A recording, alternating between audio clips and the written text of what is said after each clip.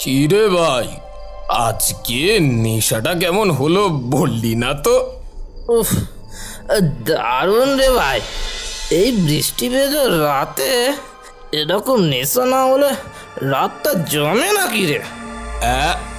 হ্যাঁ, এটা ঠিক কথা বলেছিস তুই। জানিস, আমার এক দূর সম্পর্কের কাকা ছিল। সে কি বলতো জানিস? তো তোর দূর সম্পর্কের কাকা তা কি বলতো সে? বলতো পুরুষ মাইন্সের মদ 2 দিন খাওয়া উচিত। 2 দিন? 2 দিন কেন? 1 যেদিন বৃষ্টি হবে, আর 2 যেদিন বৃষ্টি হবে না সেই দিনগুলোই। সত্যি ভাই।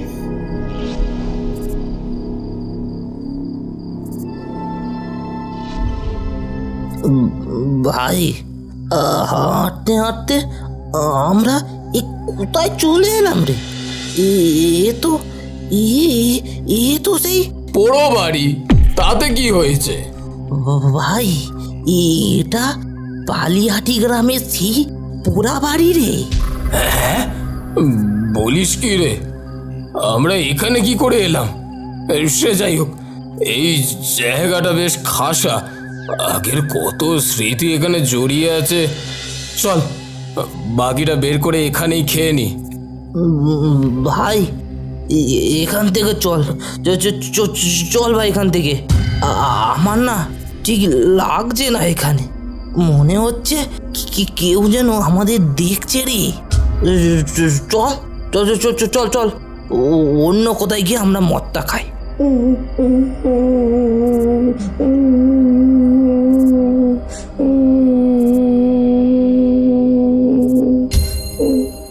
হাসালি ভাই সুরেশ, হাসালি, তুই হাসালি।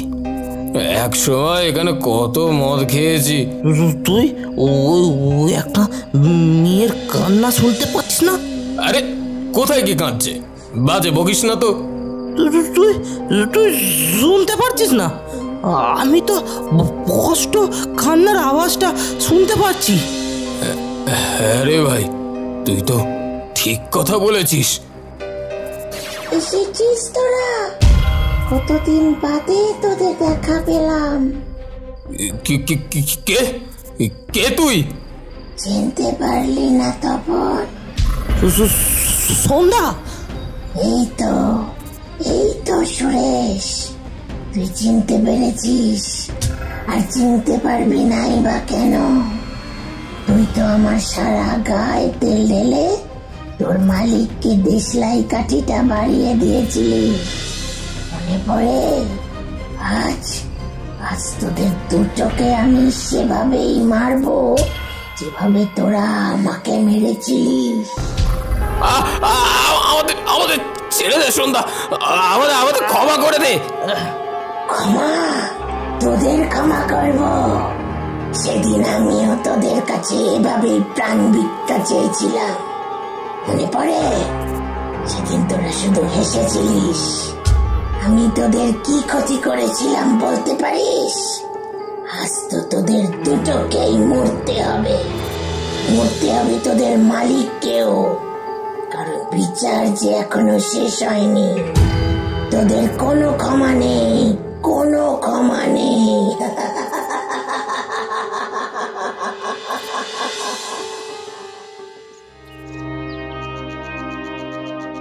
বারিন, কিছু শুনেছ তুমি? কি ব্যাপার বাবা? তোমার 2 শাগরেদ ওই পোড়ো বাড়ির কাছে খুন হয়েছে। এই তুমি কি বলছো বাবা? কিভাবে মারা গেল? শুনলাম কেউ ওদের মুন্ডুটাকে ধর থেকে মুচড়ে উপড়ে নিয়েছে। এই উপড়ে নেওয়া কিন্তু কোনো সাধারণ মানুষের কাজ নয়। সে কি? কিন্তু ওদের তো এই গ্রামে আসা বারণ ছিল, কি করে এলো? আর এত সরল সেজো না বারিন। আমি জানি তুমি ওদের কাল ডেকেছিলে। বাগান বাড়িতে গিয়ে সারাদিন ওই মদ মেয়ে নিয়ে ফুর্তি করেছো। কিছু খবর আসে না ভেবেছো আমার কাছে, তাই না? ক্ষমা করো বাবা, হ্যাঁ, আমিই ডেকেছিলাম, কিন্তু কাল রাতে তো ওরা সন্ধেবেলাতেই টাকা পয়সা নিয়ে বেরিয়ে গেল। তারপরে আমি ওদের ব্যাপারে আর কিছুই জানি না বাবা, বিশ্বাস করো।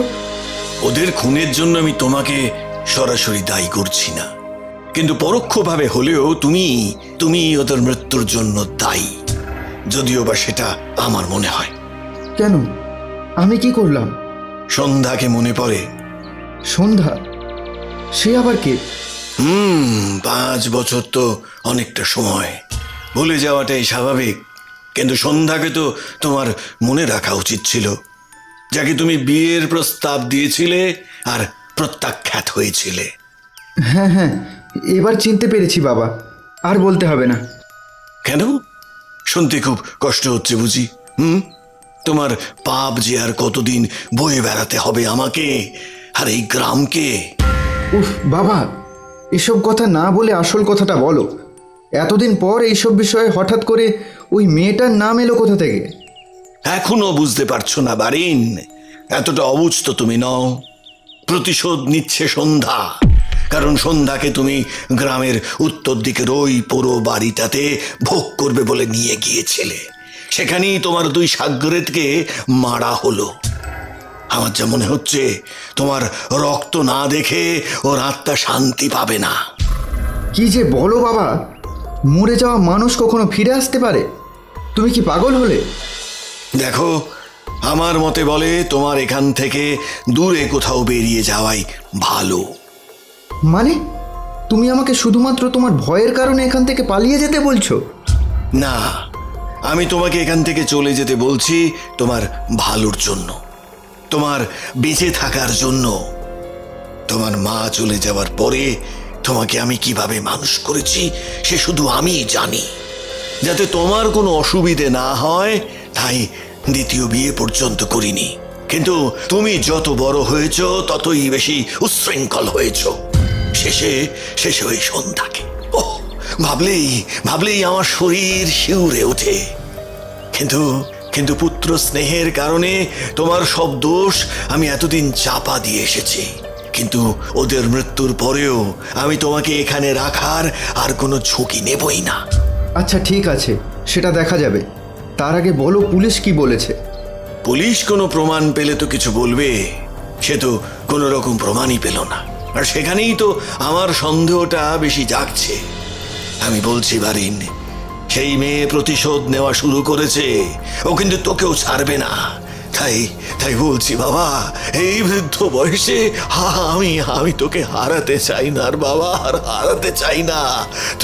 তুই এখান থেকে দূরে চলে যা, কোথাও দূরে, যেখানে সন্ধ্যার আত্মা যেতে না পারে।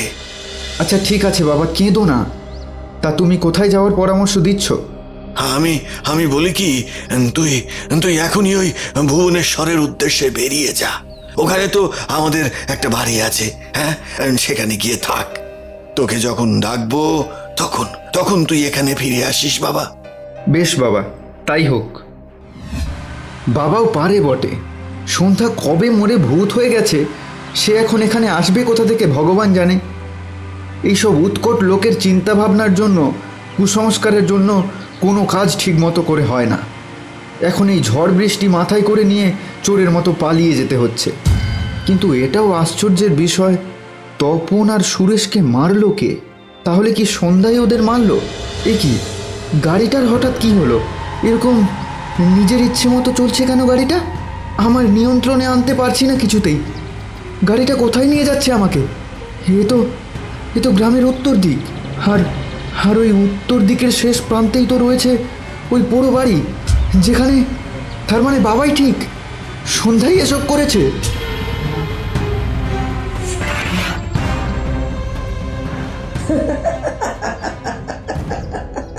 কি বারিন বাবু, ভয় পেলে? তুমি তো আমাকে বিয়ে করবে বলেছিলে। এসো আমার কাছে এসো, আমি তো সে কবে থেকে তোমার জন্য অপেক্ষারত। সন্ধ্যা, আমাকে ক্ষমা করে দাও সন্ধ্যা। আমার ভুল হয়ে গেছে সন্ধ্যা, আমার ভুল হয়ে গেছে। দয়া করে আমাকে ক্ষমা করে দাও আমাকে। তোমার ক্ষমা নেই বারিন বাবু। মনে পড়ে সেই রাতের কথা?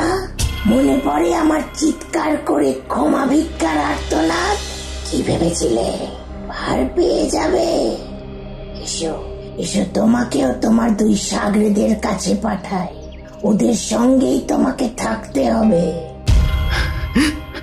সন্ধ্যা, সন্ধ্যা, সন্ধ্যা, আমাকে ক্ষমা করে দাও সন্ধ্যা। তুমি তুমি কি চাও বলো? তুমি যা চাইবে আমি তাই করব। যা চাইবো তাই করবে? হ্যাঁ হ্যাঁ হ্যাঁ সন্ধ্যা, তাই করব। তাহলে আমাকে আবার জীবিত করে দাও। পারবে করতে? আমারও তো কিছু স্বপ্ন ছিল, আমারও তো স্বাদ ছিল, আহ্লাদ ছিল, আমারও তো আর সবার মতন অনেক দিন বেঁচে থাকার ইচ্ছে ছিল। পারবে? পারবে সেগুলো ফিরিয়ে দিতে? বলো পারবে? সেটা কিভাবে সম্ভব? তুমি অন্য কিছু চাও? এখন তো আর অন্য কিছু চাওয়ার নেই বারেন বাবু। এখন আমি শুধু মারতে চাই। আগে ওই দুটোকে মেরেছি, তারপর আজ তোমাকে মারবো। এরপরেই বালিয়াটি গ্রামের যাকে অসহায় মানুষদের উপর অন্যায় করতে দেখবো তাকেই মারবো। নাও নাও, এবার তুমি তৈরি হও মরার জন্য বারিন বাবু।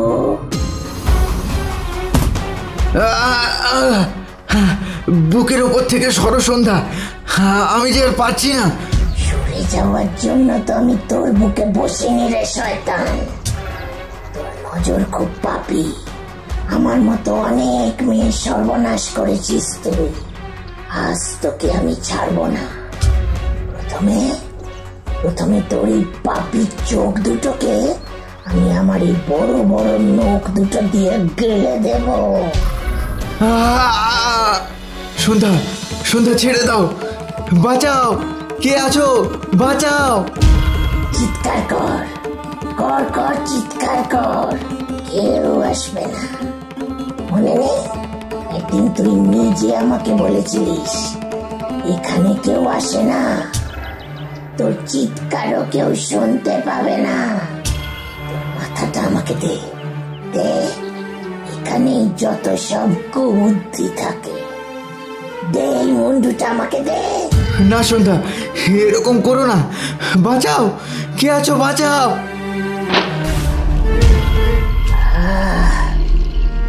শান্তি, এরকম শান্তি আমি আর জীবনে পাইনি। কিন্তু বিচার শেষ হয়নি, বিচার চলবে। যে যে গ্রামে অসহায় মানুষ মা মেয়েদের উপর অত্যাচার করবে, অবিচার করবে, আর বিচার আমি নিজে করব এবার থেকে।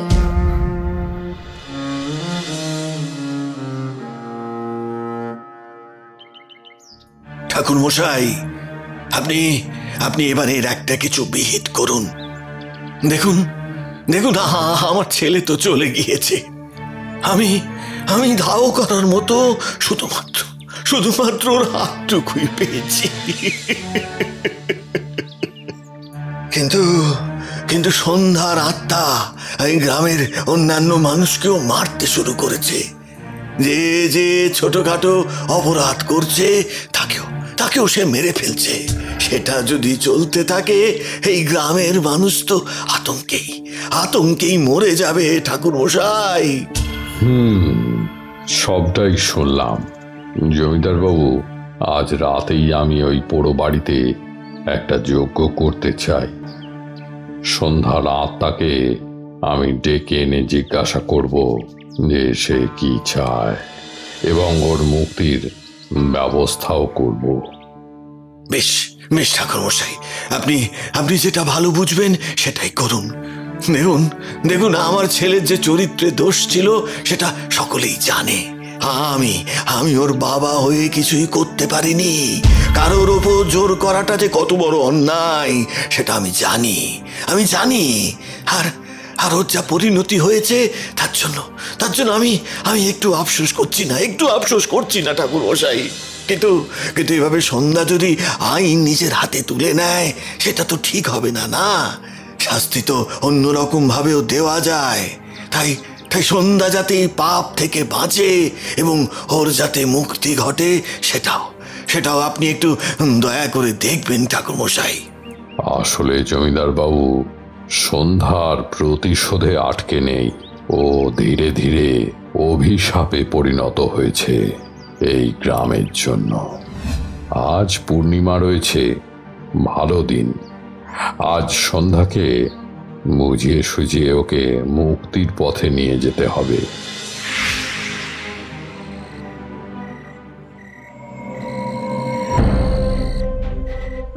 সন্ধ্যা, তুমি বেরিয়ে এসো মা, তোমার ভয় নেই, তুমি বেরিয়ে এসো।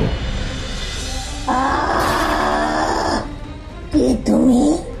ও, এই জমিদার কাকা তোমাকে ধরে নিয়ে এসেছে তাই না? কি জমিদার কাকা, সন্তান হারানোর শোকে এইসব করছো তাই তো? না না মা, আমি জানি আমিও তোমার কাছে সমান দোষী। কারণ আমি আমার ছেলেকে শুধুই প্রশ্রয় দিয়েছি, ওকে শাসন করিনি। তোমার সঙ্গে এরকম করার পরেও আমি ওকে শাস্তি দিইনি। সেটাই আমার দোষ মা, সেটাই আমার দোষ। তাহলে এখানে এসেছো কেন তোমরা? যাও যাও যাও যাও, ফিরে যাও এখান থেকে। আমি এখানে এসেছি তোমাকে মুক্তি দিতে মা। তুমি যে সমাজের নিয়ম ভঙ্গ করছো। কিসের নিয়ম ভঙ্গ? এই যে তুমি সাধারণ মানুষ কোনো দোষ করলেই তাকে মেরে দিচ্ছ, এটা কি নিয়ম ভঙ্গ নয়? আমার সঙ্গে অন্যায় হয়েছিল। জমিদার কাকার ছেলে বারিন আমাকে বিয়ে করতে চেয়েছিল, কিন্তু আমি পড়াশোনা করতে চেয়েছিলাম। বিয়েতে না করে দিলে ওরা তিনজন মিলে আমাকে এখানে এনে ভোগ করে জ্বালিয়ে দিয়েছিল। সেদিন আমি যেমন বিচার পাইনি, তেমনি আমি এটাও পণ করেছি, এই গ্রামে যে বা যারা নিরীহ অসহায় মানুষের উপর অত্যাচার করবে, আমি নিজে তাদের শাস্তি দেব। তাই আমি কোথাও যাব না। তুমি বিচার পেয়েছো মা, তুমি নিজে হাতে তোমার দোষীকে শাস্তি দিয়েছ। এর থেকে বড় বিচার হয় না। কিন্তু তুমি ভুলে যাচ্ছ সমাজে আইন রয়েছে, পঞ্চায়েত রয়েছে। কেউ যদি দোষ করে তাকে শোধরানোর সুযোগ তো দিতে হবে। তুমি কি চাও তোমার আতঙ্কে এই গ্রাম জনমানবহীন হয়ে যাক? তুমি তো এই গ্রামকে ভালোবাসো বলো।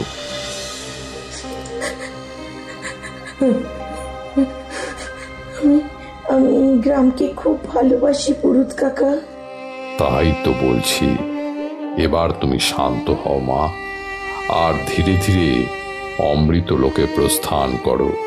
বেশ, তাই হবে পুরুত কাকা। আমি চাই না আমার জন্য কারো ক্ষতি হোক, কিন্তু কেউ যদি খুব অন্যায় করে এবং যদি তার বিচার না হয়, তাহলে আমি আবার ফিরে আসবো। আমি আবার ফিরে আসবো।